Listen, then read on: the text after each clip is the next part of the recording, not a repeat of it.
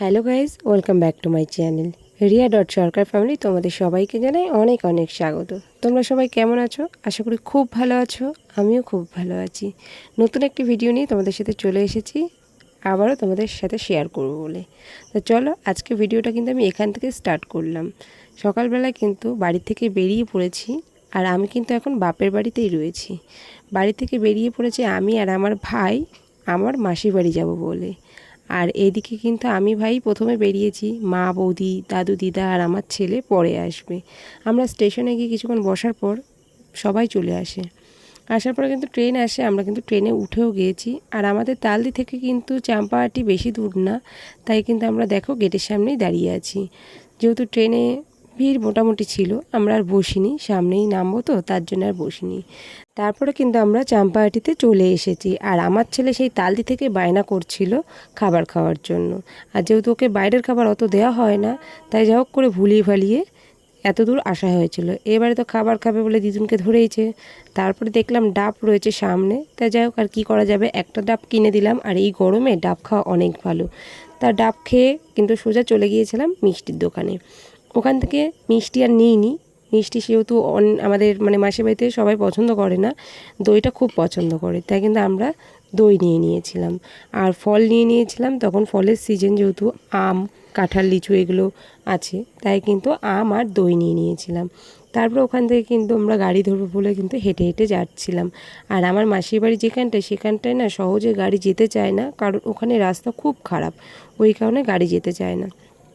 তারপর এখানে অনেকক্ষণ দাঁড়ানোর পর একজনকে জিজ্ঞেস করলাম, সে তখন যা হোক করে ভাড়া আমরা বলার পরে তা সেও ভাড়া বলল। তাও যাক, একজন রাজি হলো যাওয়ার জন্য, যেহেতু ফুল ফ্যামিলি রয়েছে আর অনেকটাই দূর আমার মাসির বাড়ি, হেঁটে তো অনেক টাইম লাগবে।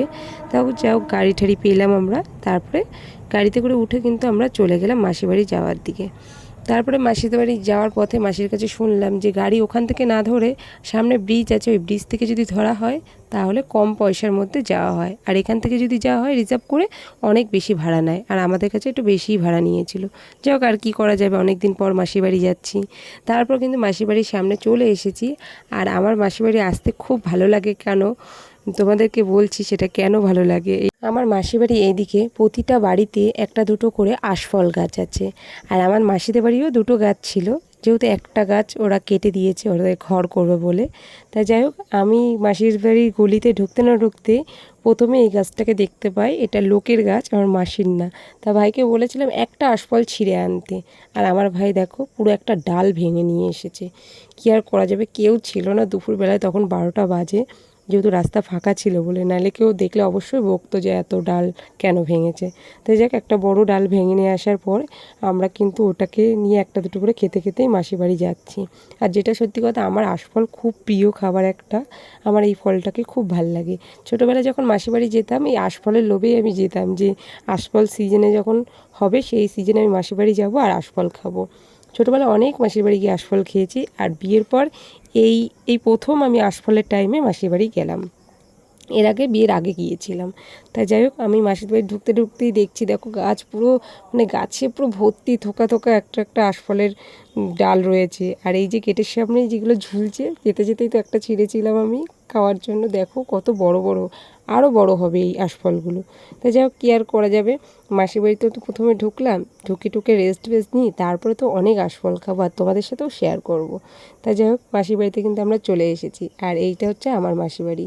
আর মাসিদের যেহেতু এই সাইডে ঘর নতুন হয়েছে, ওই সাইডেও একটা গাছ ছিল, ওই গাছটা কেটে দিয়েছে কারণ ঘর করার জন্য। এই যে আমার মাসি, আর মেসো ছিল না, মেসো ডিউটিতে ছিল।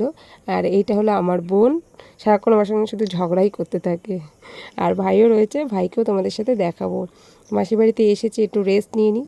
তারপরে কিন্তু আমি এখানটায় ড্রেস চেঞ্জ করে নিয়ে বসেছিলাম।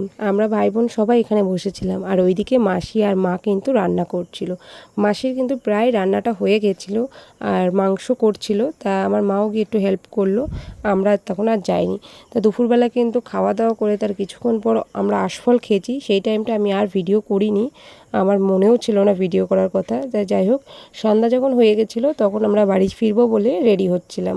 আর এদিকে ভাই রয়েছে, আমার মাসির ছেলে রয়েছে, বোন রয়েছে, সবাই ছিল ওখানটায়। আর আমরা কিন্তু রেডি হয়ে বাড়ি যাওয়ার জন্য রেডি হয়ে বেরোচ্ছিলাম। তখনটায় যেহেতু বৃষ্টি হয়েছিল সারা বিকেলটা, ওই কারণে আমি আর ভিডিও করিনি, তোমাদের সাথে আর কিছু শেয়ারও করিনি। তারপরে গাড়ি এলো, গাড়ির জন্য অপেক্ষা করছিলাম, গাড়ি এলো, তারপরে আমরা কিন্তু বেরিয়ে পড়লাম। তা চলো নেক্সট কোনো ভিডিওতে তোমাদের সাথে আবার দেখা হবে। ততক্ষণ সবাই ভালো থেকো, সুস্থ থেকো।